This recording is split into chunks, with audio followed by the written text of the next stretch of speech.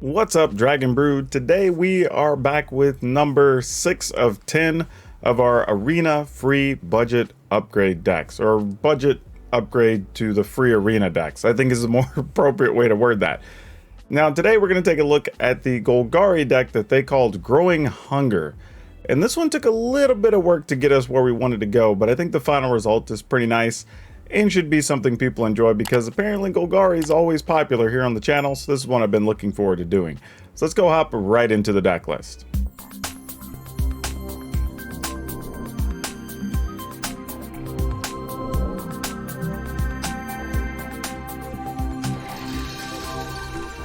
Now the interesting thing on this list is that it was actually closer to being a playable deck than some of the others because more of the things seem to have stayed on theme. And there was more copies of several other cards, which I found to be very interesting. So, not sure why the decision was made for this one over the other ones.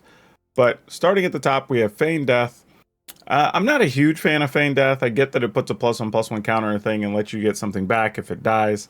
So it's kind of a neat combat trick and all that. But overall, I'm not sold on it. This may be the first thing that we cut. Power Word Kill, I think, is actually a fine removal card. The downside is we do see a fair amount of dragons and angels in Standard 22, but it's still the best cheap removal card that's available right now, I think, outside of maybe Bloodchief's Thirst. Big play. Again, the whole deck here is about putting +1/+1 counters on things, and this does exactly that. It puts a +1/+1 counter on, but then also gives something +2/+2 in reach. I don't hate it. It's not a great card if you just have better creatures, but it is one I would at least consider continuing to play. Then we have Dragon's Guard Elite. Play a spell, get a +1/+1, pay 6, you can double the number of +1/+1s on it.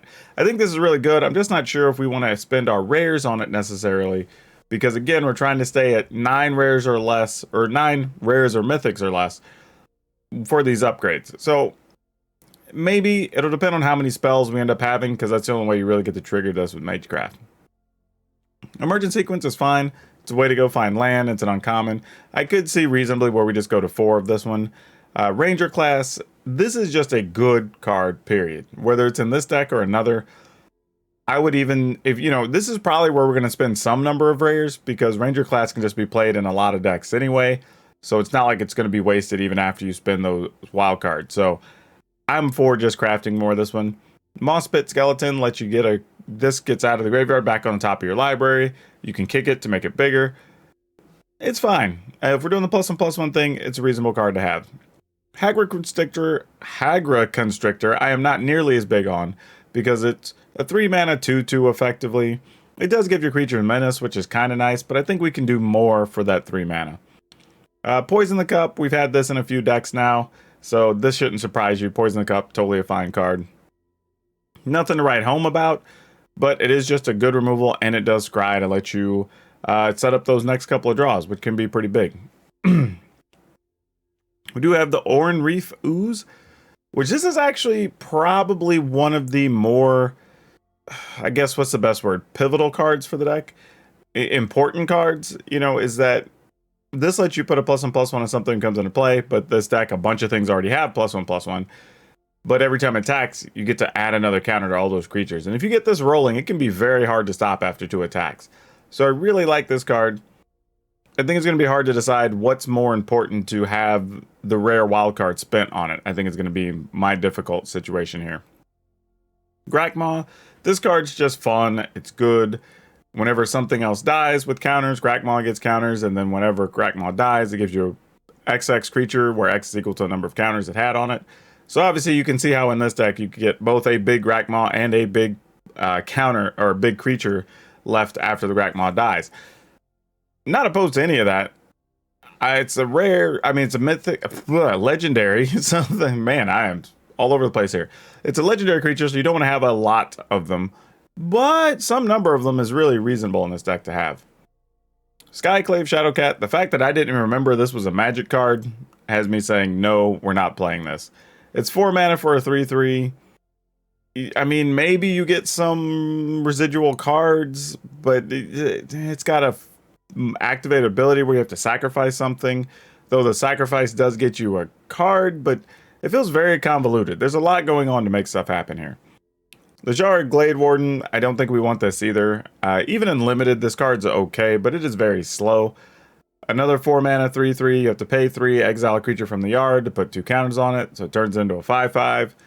But you can't do it at instant speed. So I'm not a big fan of this card. Master Symmetrist, I actually don't mind this because it gives everything reach. I mean, it has reach, it gives everything else trample that has equal power and toughness, which is basically everything in this deck. But we'll see if we leave it in or not. I don't mind it as an uncommon, though, because it doesn't really eat up any of our slots. Do have Struggle for Skimfar, which is a +1/+1, lets you fight something. You can foretell it, so you can cast it cheaper. If this was an instant, I think I would like it a lot more. Because it's a sorcery, I'm a little less excited about it. Then, of course, we have Binding of the Old Gods, which this is uncommon, so we're going to play as many of these as possible because this is one of the better removal cards that black and green can play. Tenured Incaster, I've seen so many people try to tell me to put this into Decklist. The answer is unequivocally no. You don't ever want to be paying 5 mana for a 2/2 unless that ability is game breaking, and this is not one of those abilities, so out it goes. Vorinclex, this is a fine card. Let you punt all your stuff, gets additional +1/+1s whenever it gets one. 6 mana, 6/6. I like it. Whether we spend more cards on it, we'll find out. And then we have an Ochre Jelly, which is fine. I'm not excited about it one way or the other, but it's an okay card. Lands, we have 10 Swamp, 9 Forest, Darkboar Pathway, Woodland, Chasm. All right, now that we ran over that, told you what we do and don't like, let's take a look at the version I came up with and is more final.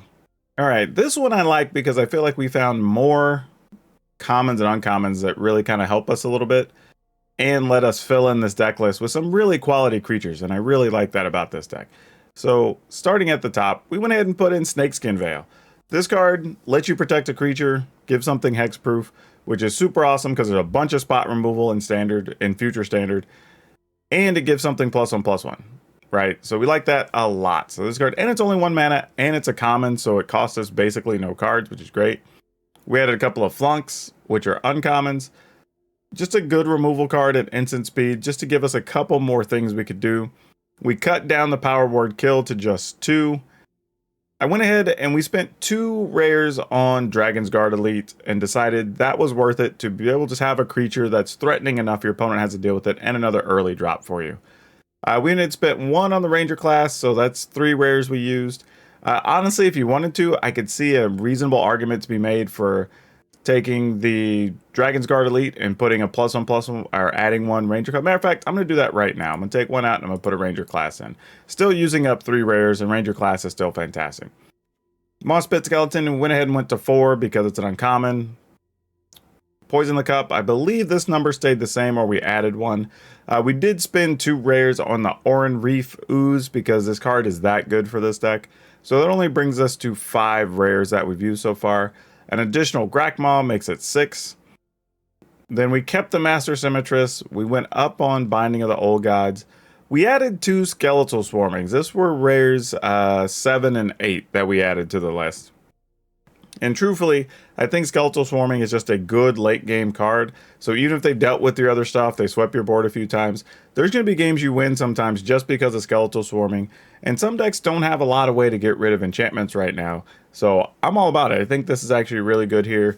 Great spot for this card. We did keep the 1 Vorinclex. We made a slight shift in the mana and went down to 8 Swamps, up to 11 Forests, 1 Darkboar Pathway for Woodland Chasms. Now, I will say, if you have the resources to spend, I would go ahead and max out Ranger class and Dragon's Guard Elite. And I would probably, as all these, I would go ahead and you want to get to where you're where you're swapped on these on your pathways and your tapped snowland. So you'd rather have 4 pathway and 1 Woodland Chasm if you can get to that with your resources. If you need to cut something from the list to put those in, Master Symmetrist is probably going to be your first cut there. That should make you enough room to add in some extra, like we said, Dragon's Guard Elite or Ranger class. But for only adding, what was that, 8 rares, we really did make this a much more playable deck compared to where it was, and you do have some good late game finishers. So if you're looking for a fun Golgari deck to start out with, I think this is a really good upgrade to go for. Also, let me know in the comments how you feel about this upgrade and the others we've put up. If you're looking for others, we do have a playlist on the channel that actually has all of these, so you can check them all out and pick your favorite deck.